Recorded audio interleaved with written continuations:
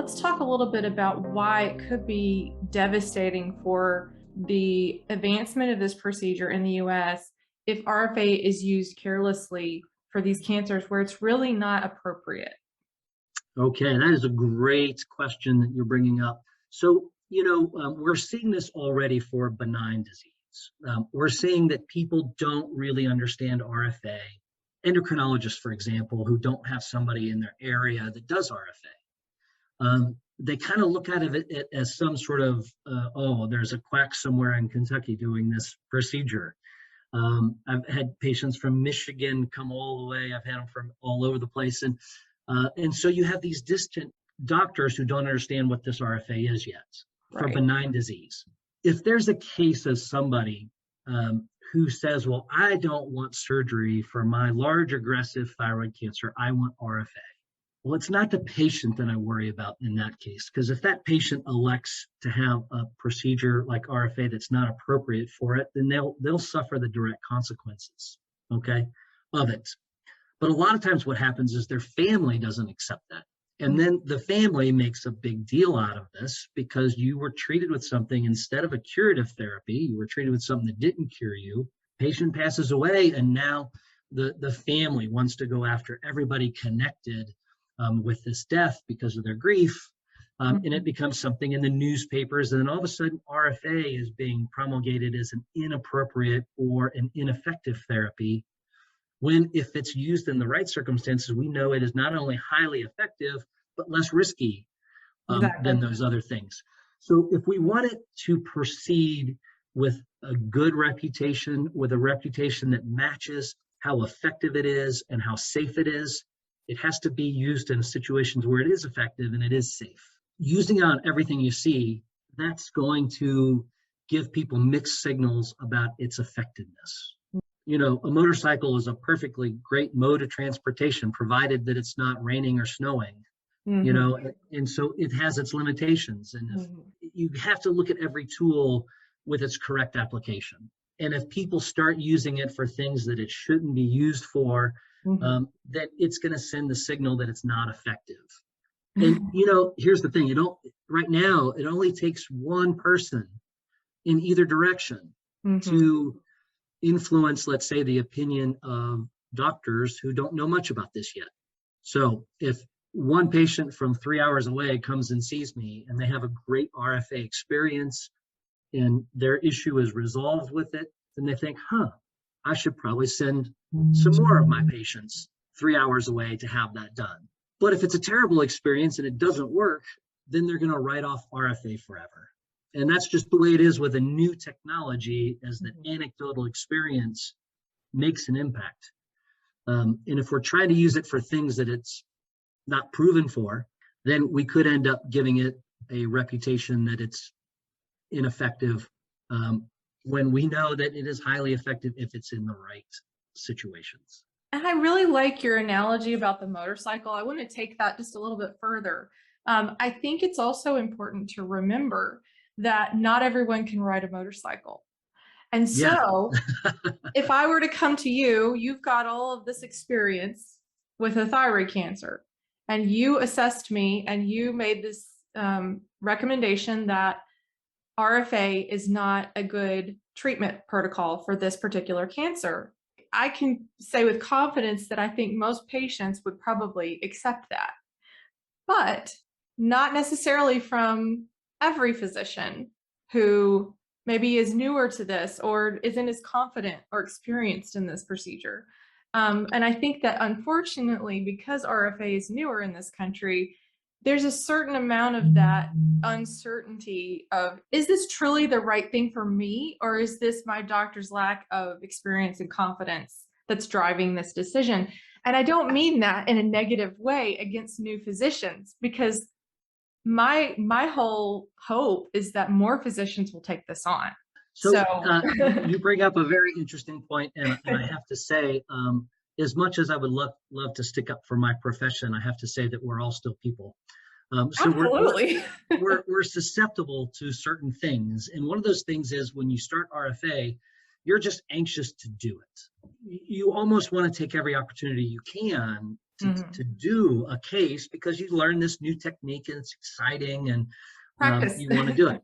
Yeah. The other thing that you have to watch out for is where it's the only tool in the toolbox. So sometimes you go to somebody and they can't do surgery, and so they only offer you the thing that they can do. And let's not forget that we do earn livings doing the things that we do. Right. We see this all the time where, I'll give you an example. I'm in an ear, nose, and throat practice, and there are places out there that do hearing tests, but they only make money if they sell a hearing aid. So guess what they try to do on every single person they do a hearing test on? They try to sell them a hearing aid. I'm a thyroid surgeon that does RFA. And for me, I look at, well, which one should I do? I try not to worry about the reimbursement issue on these sorts of things. And I try to follow that, well, what I want for my neck or my loved one's neck, Yes. if this were the case. And so I think it's a tool in the toolbox, and you want to be careful if somebody only has one tool in that toolbox. So if you go to a surgeon, and I just had this, somebody came in to see somebody locally and they wanted RFA. Well, the person that they saw said, well, I don't do RFA, but let me tell you about this operation. And so their entire thing was, and I got the notes from that visit, and all that doctor did was say, I don't do RFA, let's talk about the operation. And then there was a 40-minute discussion on the operation. Yep, and so I've been there. Yeah, so it was just set aside so quickly and the pros and cons weren't covered. If you get somebody who does both, they can tell you the pros and cons personally. Absolutely. If you get somebody who only does one, talk to somebody else who does the other. Yes. So if you have an endocrinologist, they don't do surgery. They're not trained to do surgery, but they might do RFA. Well, go talk to a surgeon who does surgery, and you do your pros and cons, or find somebody who does both. You got to be careful when there's only one tool in the toolbox, because that old saying that if the only thing you have is a hammer, then everything looks like a nail. Yes. Where maybe you need a hammer and a screwdriver, right? So that you treat whatever that is, a nail or a screw, in the appropriate manner. So yeah, it is a really good point. You want to be careful about people who might have ulterior motives, and some of them are natural. I'm not saying anything nefarious. Yeah. It's just you get a new tool, you want to use it. And so there is that. And so we have to be careful as physicians when we learn RFA that, first of all, that when you start, you want to pick the perfect candidate. Yes. And that may mean passing on some other people who are more difficult. You also want to do it in the right situations. And so, as I've kind of progressed on my RFA journey over these last 3 years, I have found myself realizing that, okay, I'm going to have to tell this person that they're going to need 2 procedures, right? They don't want to hear that. But I've kind of realized, okay, here's the limits of what RFA can do for some of these great big goiters. And I had a guy a couple hours away, and I told him, I really think you need surgery more than you need RFA. Just absolutely refused. And I told him, I think this would take at least 3 RFAs. Guess what he signed up for? 3 RFAs. He said, I don't care. I will let this thing strangle me before I'll submit to surgery. Wow. Some people are just that adamant, and sometimes they are. I can kind of understand that, given my difficult surgical past and the fact that I had 2 RFAs and I was ready to have a 3rd one, and thankfully I didn't need it. I kind of understand that, your motivation's a little different when you've been through a surgery that left you permanently disabled, which is me. Yeah. So I get that in certain circumstances. I don't agree with that for everyone. Right. But and I think it's important too to realize that fellow I just mentioned with the 3 RFA play on, it's benign disease. There was a patient from many states away who wanted me to treat an advanced cancer. Yeah. It is not ethical for me to do something that I know is ineffective when I know that there's something that's more effective, and in one case doesn't have a chance of saving her life, and in the other does have a chance of saving her life. It is unethical for me to do that procedure, no matter how much she wants it.